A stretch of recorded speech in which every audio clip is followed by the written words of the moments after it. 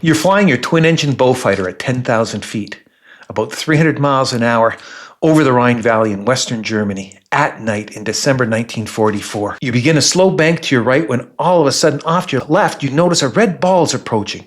You don't know how big it is, but it seems pretty massive and it's moving incredibly fast. You try to lose it, you dive. You get it up to 360 miles per hour. You bank, you roll. You're doing everything you can to lose this red ball, but you can't do it. It sets up shop about 400 yards off your right wingtip and stays there. Finally, you resolve yourself and you fly in level flight down another 20 miles or so down the Rhine Valley when suddenly, poof, the red ball super accelerates and it's gone in an instant. But you know what it is. One of those Foo Fighters they've been telling you about. Hi, I'm the 100 Proof News Hound and we're here with another episode of the 100 Years and More show. Like and subscribe. Subscriptions are important for the development of the channel. That's what we're going to talk to you about today. UFOs, UAPs. But we're going back to the beginning. We're going back to the nub of this, back to the Foo Fighters in December 1944. And then we're going to follow the phenomena through till June and July of 1947 with the Roswell incident when the whole concept of a UFO and a flying saucer burst upon the American scene. So sit back and enjoy the ride. And here we go with our first article here. January 2, 1945, The Morning Call, Allentown, Pennsylvania. Mysterious fireballs follow Yank flyers. This is important. The government wants you to know about this. This is 1945. We're in the middle of World War II. Any article that in a newspaper that has something to do with the war has to pass through the government censors. They want you to know about this. The byline is by Robert Wilson. Robert K. Wilson writes this article. And who was he? He was a correspondent that had been embedded with the United States Air Force since D-Day and had seen this phenomena several times. Let's see what the phenomena is. It says, the Nazis have thrown everything new into the night skies over Germany. The weird, mysterious Foo Fighter being one of them. Balls of fire which race alongside the wings of American Beaufighters flying intruder missions over the... U.S. pilots have been encountering the eerie Foo Fighter for more than a month in their night flights. No one apparently knows exactly what this weapon is. And that's why they want you to know it, because it could be a weapon. There could be some kind of a Nazi super weapon, and they just want to prepare the public for it. That's all I can think of why they would let you know about. They want you to know about this, the Foo Fighter and the red balls at this time. It says the balls of fire appear suddenly and accompany the planes for miles. They appear to be radio controlled from the ground.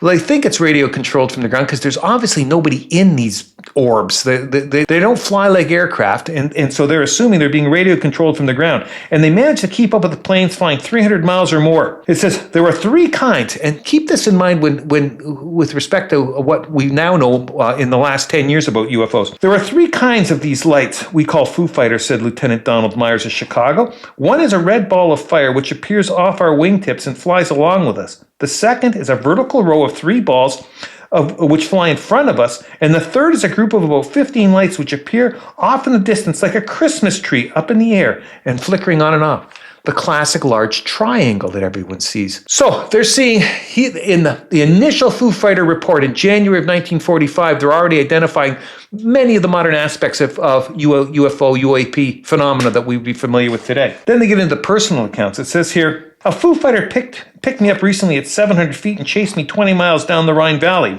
Meyer said, I turned to the starboard and two balls of fire turned with me. I turned to the port and they turned with me as well.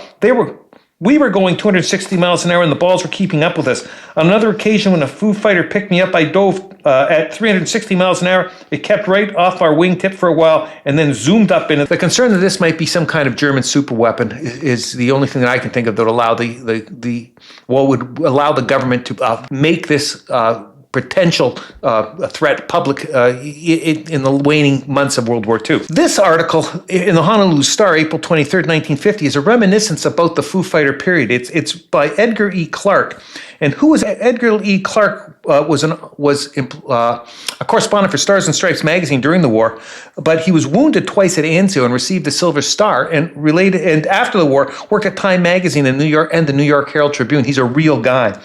And what he says, he just recounts it, the exact same thing, that when he was in the war in 45, in late 44, he saw the Foo Fighters over Germany. He thought that they were a German weapon. He didn't know what they were. And importantly, in his 1950 article, He wasn't making the connection between Foo Fighters and the UFO phenomenon. The reason being is that the original flying saucer reports that we're going to see in the pages to come always had the flying saucer or UFO as being silver in color, and the ones he saw were orange and red. Later on, he noticed that in 48, 49, they began having reports of ones being orange and red, and then he made the connection. And he wrote this article sort of to alert the public that, hey, these are the things we saw 5 years ago. You just didn't know it. In the Evening Star, Washington, D.C., July 6, 1947, and this is printed just as the UFO phenomena is beginning. The term flying saucer has just been coined. It says here,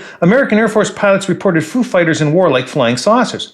It says here, maybe the people who've been reporting flying saucers from all over the country just don't know a Foo Fighter when they see one. So finally, they make the connection between the original Foo Fighters and the flying saucers that people begin seeing 2 years later. But when did they begin seeing them? Well, what you have to know is that there was, up until 1947, the whole concept of a flying saucer didn't exist. The term had never been used.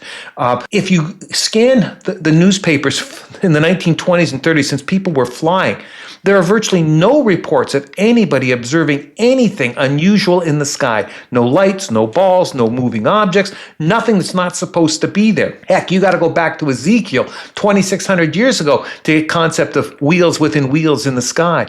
There's the written record is completely void. As I could determine, of any references to anything similar to a UFO or a flying saucer until the seminal article. Times, Herald, Washington, D.C., June 26, 1947.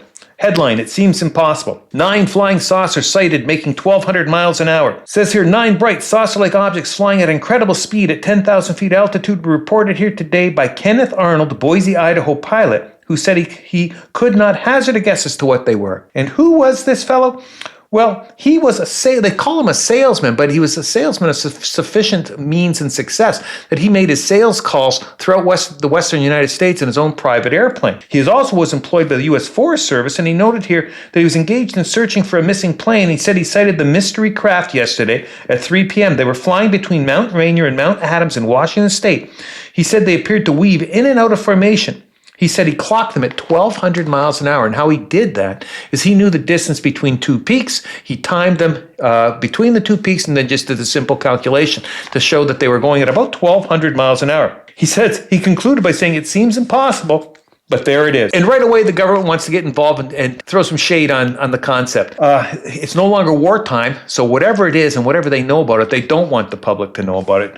Headline in the Oakland Tribune, June 26, 1947. Experts scoff at airman's tale of flying saucers. It says here, a tale of 9 mysterious objects big as airplanes whizzing over western Washington at 1,200 miles per hour got skepticism from the Army and air experts. Notice you got experts. All of a sudden there's experts. They didn't even know there was a problem. They didn't even know there was a concept, apparently, but there's already experts, and the experts are saying that it's not ours, it can't be. Arnold, this is important for later, Arnold described the objects as flat like pie pans and so shiny they reflected the sun like mirrors, hence a saucer.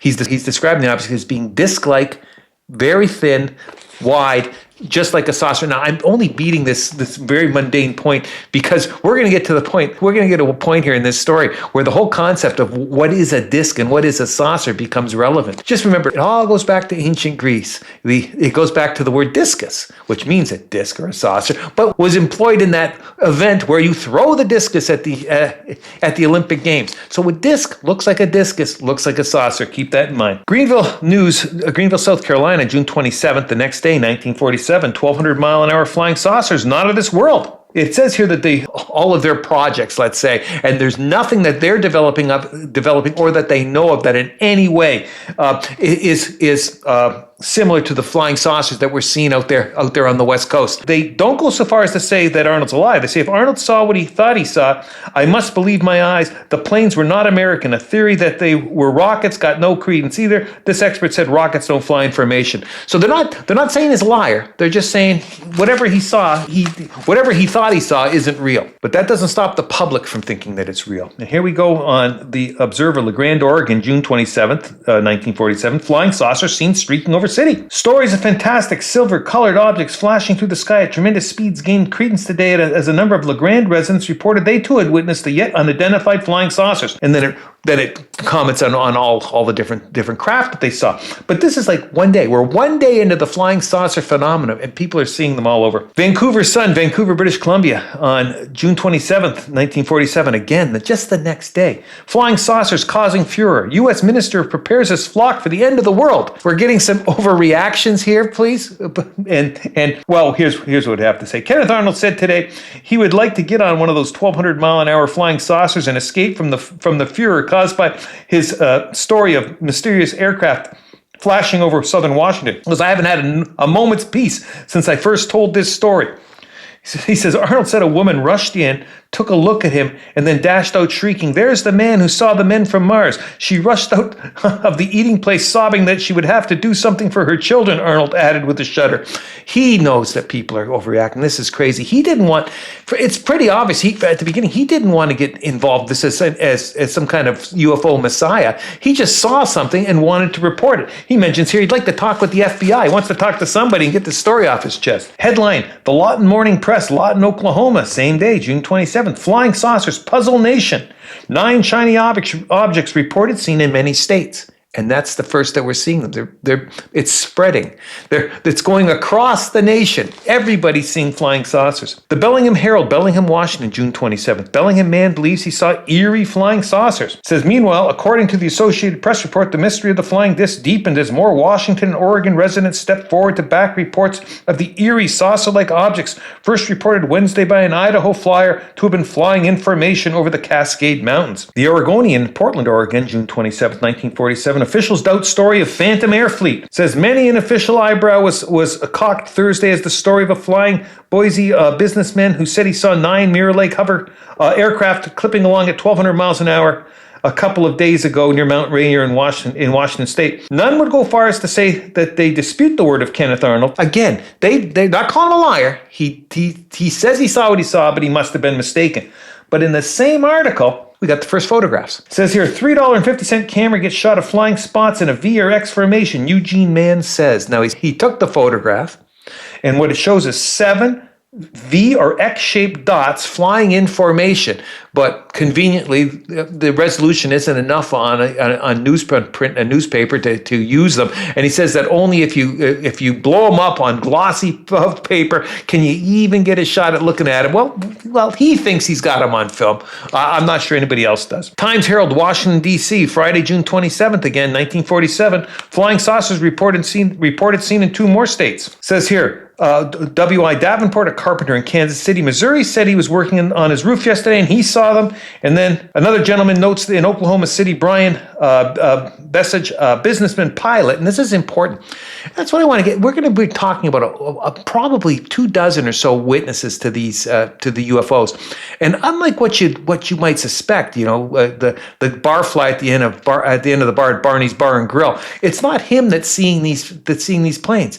It's engineers, pilots, doctors, lawyers, a couple of meteorologists. And this was a fellow here. He's a pilot. He reported he saw an object about 5 or 6 weeks ago that apparently was the same as now being investigated. So someone's coming forward that he saw one 5 or 6 weeks ago, but it's a pilot. It's people who are professional observers. They're the exact opposite of the kind of person that you might expect to be part of the early UFO phenomenon. Now, January 28th, 1947, in the Berkshire Eagle in lovely western Massachusetts, says here, Turner says flying saucers are probably jet airplanes. Who's Turner? Turner's a U.S. Army employee. He's an expert. He's a jet expert. And he's saying that it can't possibly be what it is. But then in the same article, we'll go back to real guys seeing stuff.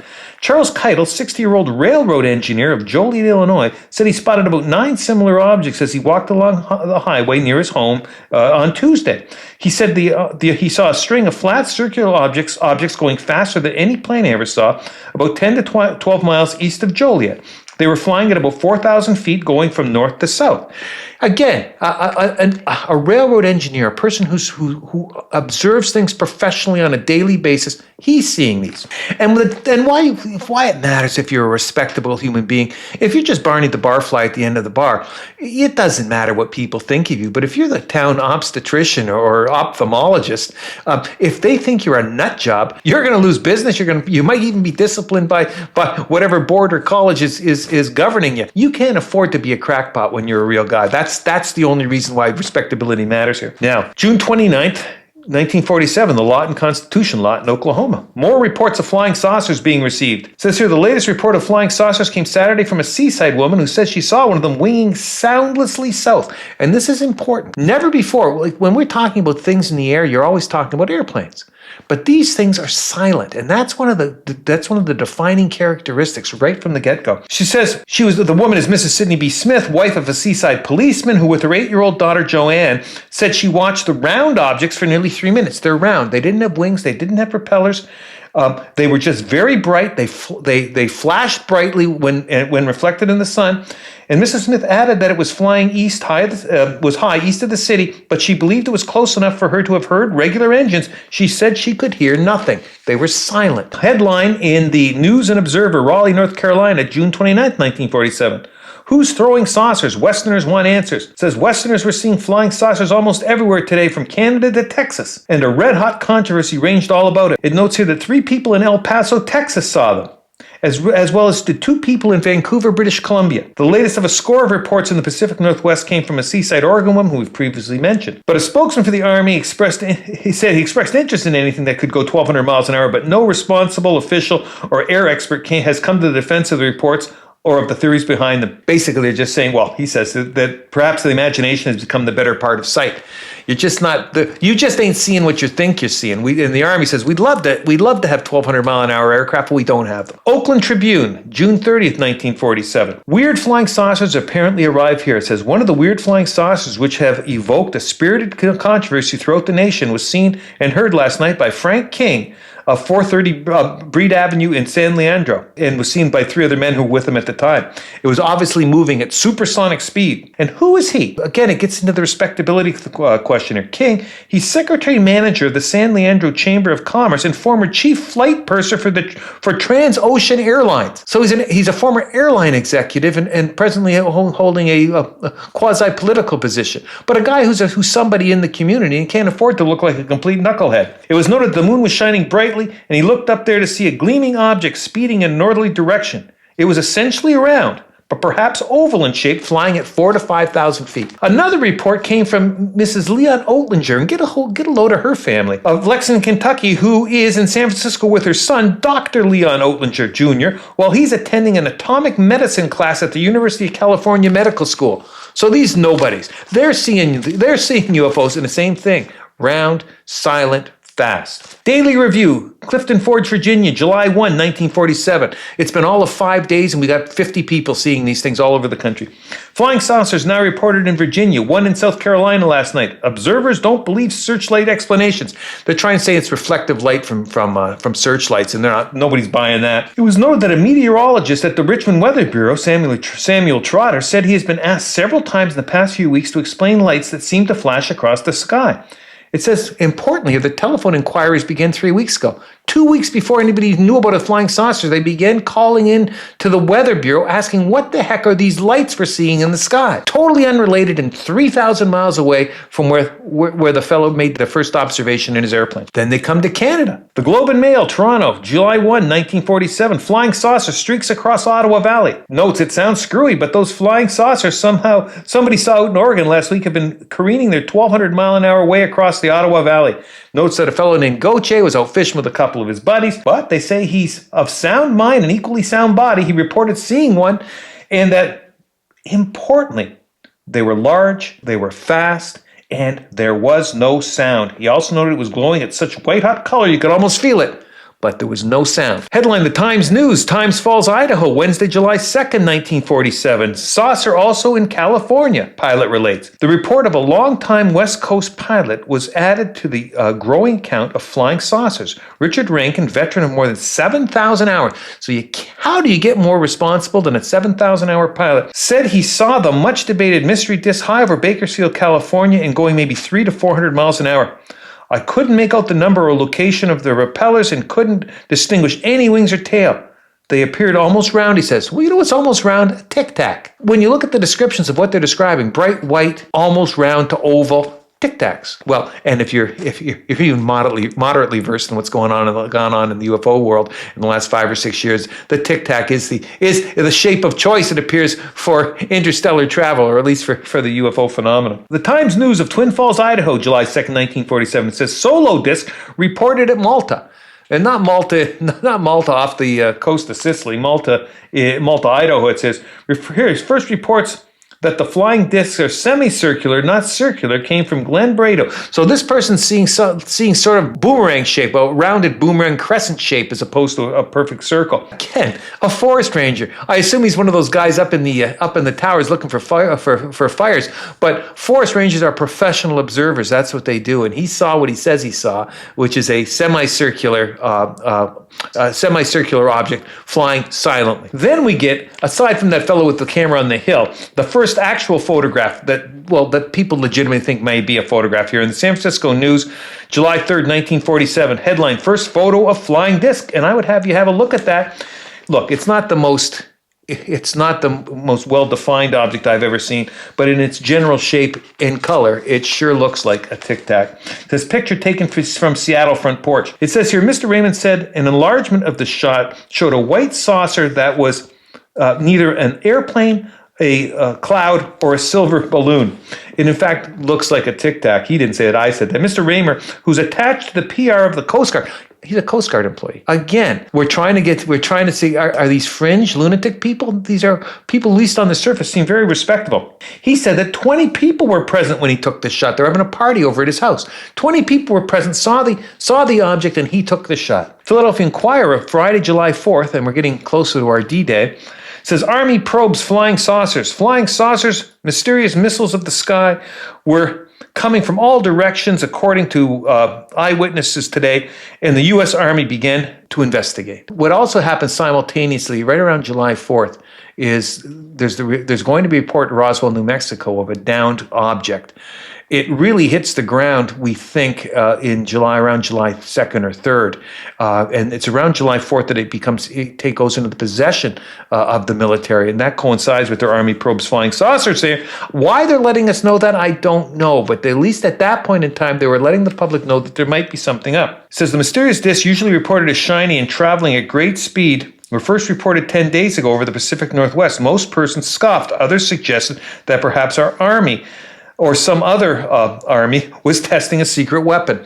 And so, again, because they're talking about potentially, I suspect that because they're talking about potentially another army, another nation having this technology, that they're releasing at least a little drib or drab of it to get the public prepared, and just in case it turns out to be something. Because the normal reaction, as you're going to see, is to duck and cover. Now, the Memphis Press, Memphis, Tennessee, July 5th, 1947. More saucers reported across U.S. Coast Guardsman snaps photo. And we've already said that it was the Coast Guards fellow that took the photograph. In the same article, it says an expert in human behavior calls it hallucination. Thinks it's just the whole world's gone mad. But then we have perhaps, one of the more famous early UFO sightings, and one of the most credible. It says, it's by a pilot. It says, as our flight number 105 took off from Boise, Idaho, the tower jokingly warned us to keep a lookout for flying saucers. And darn if they didn't see some here. Now remember, this is a scheduled airline flight. It says, I noticed the object or objects for the first time.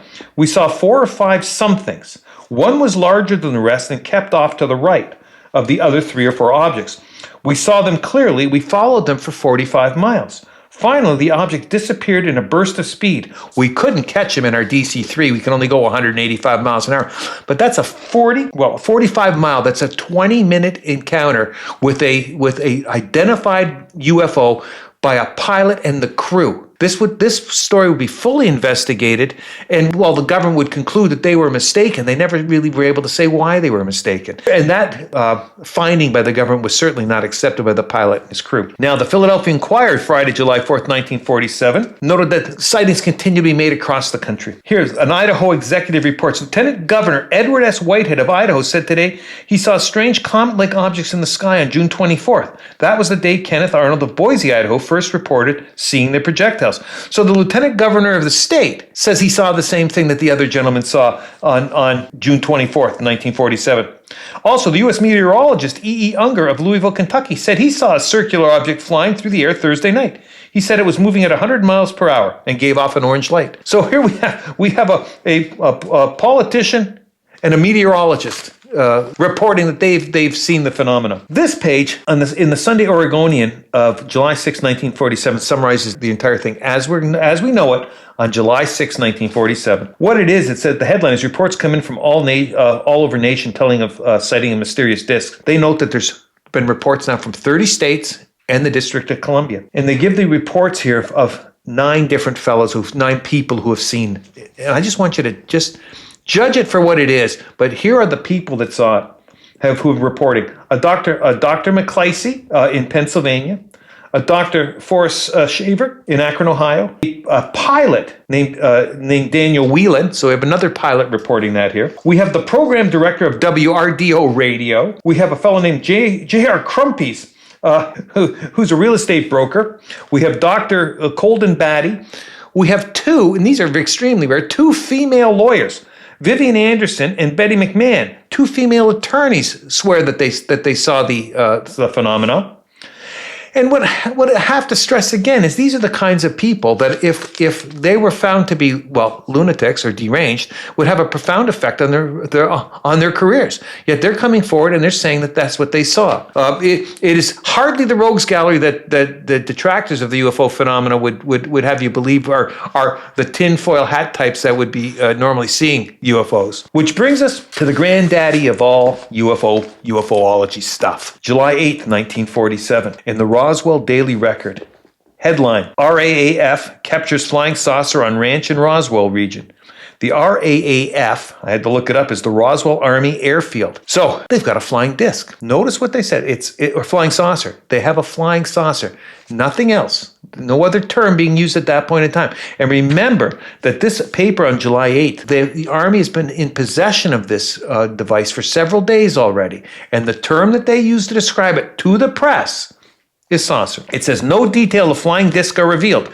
Press is using the term disc. Roswell hardware man and wife report disc seen. Now, who told them?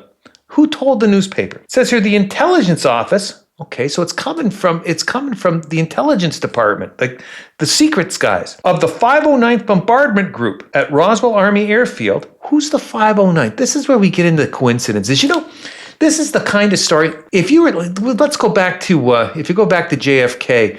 If you were going to try to pick out of all the 170 million people who were alive at the time in America to be the craziest or the most conspiracy-driven human in the country in November of 1962 or 63, the man you would have come up with was Lee Harvey Oswald. He was connected to everybody. That's what's here. That's what we're about to go through here in the Roswell story. And I want you to, as best as you can, try to keep these connections in place. He's the intelligence officer for the 509th Bombardment Group. Now, who are they? Well, the 509th Bombardment Group department is the part of the Air Force that has to deal with atomic bombs. The Enola Gay was part of the 509th Bombardment Group. They dropped the bomb on Hiroshima, and they just happened to be stationed at Roswell, New Mexico, where we happen to have the downed aircraft. Now, remember, one of the things, if you're at least at all UFO literate over the last 5 to 10 years,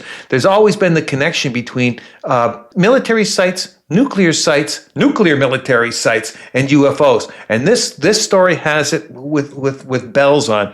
We got the 509th Bombardment Group at Roswell, 90 miles by the crow flies. Yes, 90 miles away as the crow flies is Alamogordo, New Mexico, where the first atomic test went off, where they blew up the first atomic bomb a couple years before. You're right in the heart of all of this.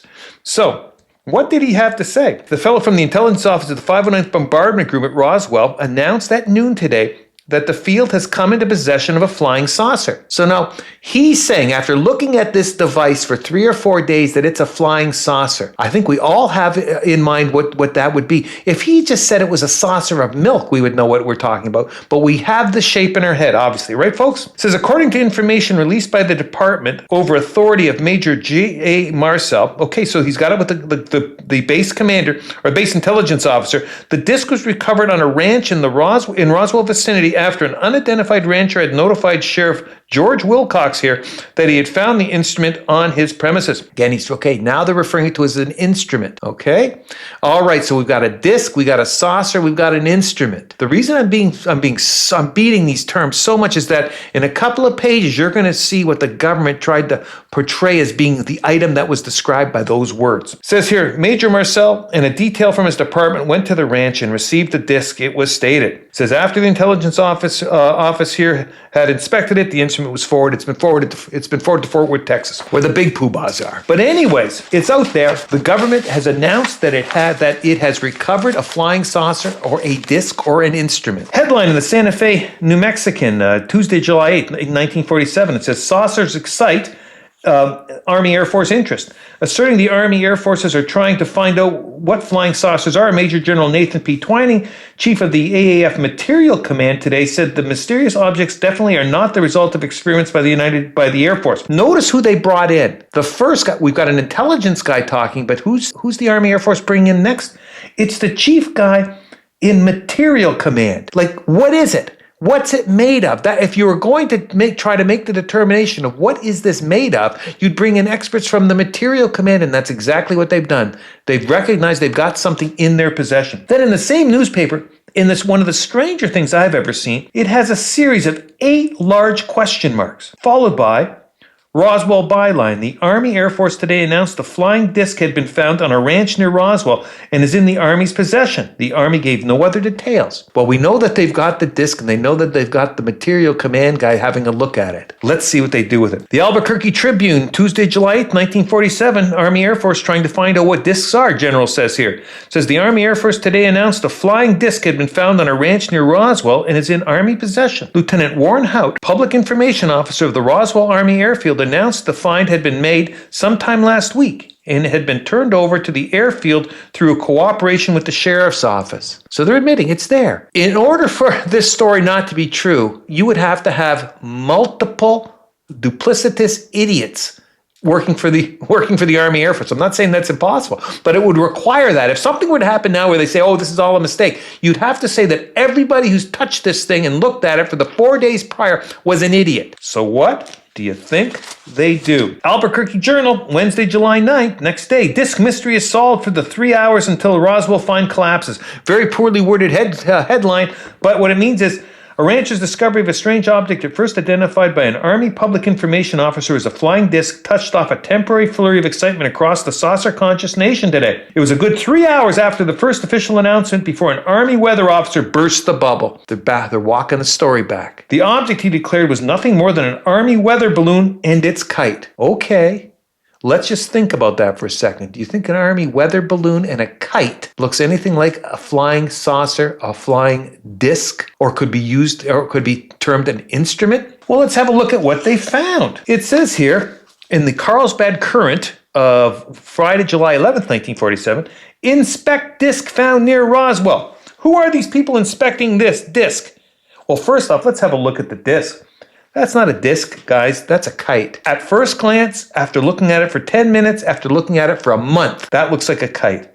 And if I told you that it also came with wood, plastic sticks, some rubber, and tinfoil, it looks like something you'd make as a grade school kite making project in grade 6. It says here, General R.M. Ramey, Commanding General of the 8th Air Force, and Colonel T.J. DuBose, Chief of Staff, look over what was identified by a Fort Worth, Texas Army Airfield weather officer as a high-altitude ray wind weather recording machine.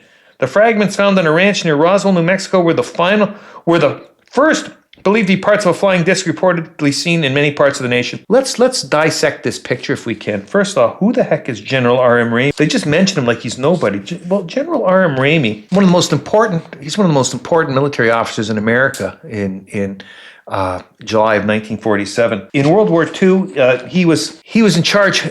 Well, he was one of the head bomb group commanders. After the war, in 1946, he becomes the commanding general of the 8th Air Force. The 8th Air Force is the American version of Bomber Command. The 8th Air Force is who dropped all the bombs on Germany. So he's at that level. He's like a step below Curtis LeMay. He's that kind of man. And not only that, he was responsible. His group in 1946 was responsible for the nuclear explosions on Bikini Atoll, the nuclear tests. He becomes Mr. Nuclear. As a matter of fact, in 1951, he's made a member of the Military Liaison Committee to the Atomic Energy Commission. He's stationed. There's a reason he's stationed where he's stationed. There's a reason that the bomb group is at Roswell. He's a reason. He's Mr. Nuke. He's General Nuclear. You couldn't get a more important nuclear person in the military on the date that this happens than this man, than General Ramey. And they sent it to him for comment. It seems like overkill. It really does. If this was a nothing, baloney, nothing, they could have just had another intelligence officer say this or General Doughhead from somewhere else, but they went to the top.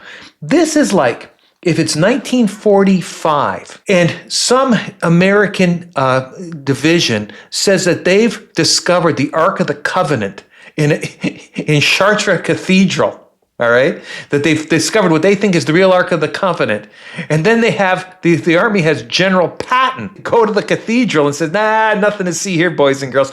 You don't call in General Patton to comment on this. And this General Ramey, is co-equal to General Patton. You're bringing in the most important guy you can find to completely crush the whole concept of UFOs. And does it work? Well, of course. Flying saucer tales diminish. Reports of flying saucers whizzing through the sky fell off sharply today as the Army and Navy began a concentrated campaign to stop the rumors. Very nice of them to say we're out to crush everybody, but that's what they do.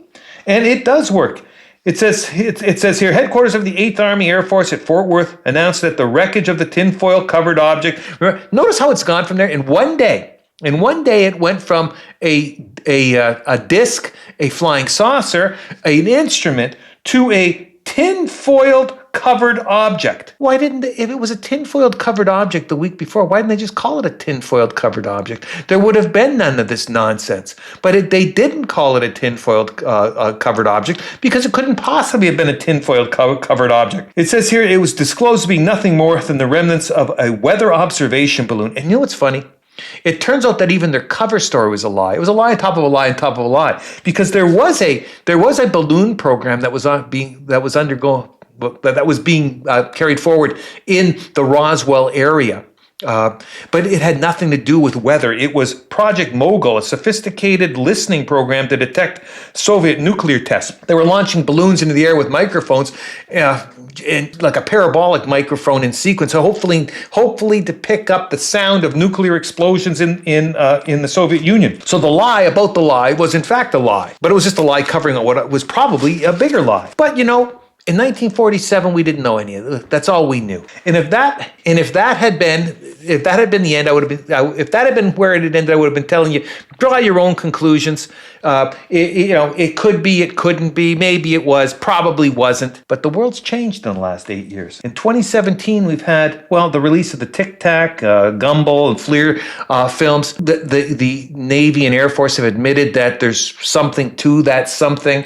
They don't say that the things that they're seeing are showing up on radar, the sophisticated modern digital radar that are showing up on radar. They're not saying they're from another planet, another world, but there's something to them, and they're saying that it's real. And if that had been the case, if that had been all we had, I would have said at the concluding thing that, you know what, there was probably something going on there. I don't know what it is, but could it be alien? How could it be? I don't know. You use your own judgment. But that all changed on February 15th, 2026, when President Obama, in a direct response to a podcaster's question about the reality of aliens, said, "They're real, but I haven't seen them, and they're not being kept in any Area 51. There's no underground facility unless there's an enormous conspiracy and they hid it from the President of the United States. That sounds like the last line of an Oliver Stone movie, but that's the status right now. The big man, as confirmed by the bigger man, Trump, who's sitting president, have confirmed that, yeah, it's real. There are aliens. And what's funny is people say this now, and people aren't running around in the streets with their hands over their heads screaming like you might think would be. The 2 times ago president and the current president both say, yeah, there's aliens, UFO stuff, there's aliens, but they're not, we don't have any bodies. Well, once you've opened the door, show us the information.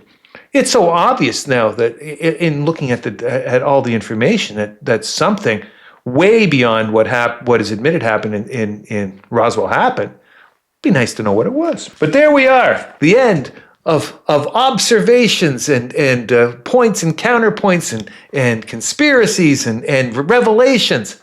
My goodness, I need a drink. And what would be a better drink than a classic UFO? The UFO cocktail, 1 ounce of vodka, 1 ounce of dry vermouth, half an ounce of triple sec, and a half an ounce of Campari. Think about those flavors.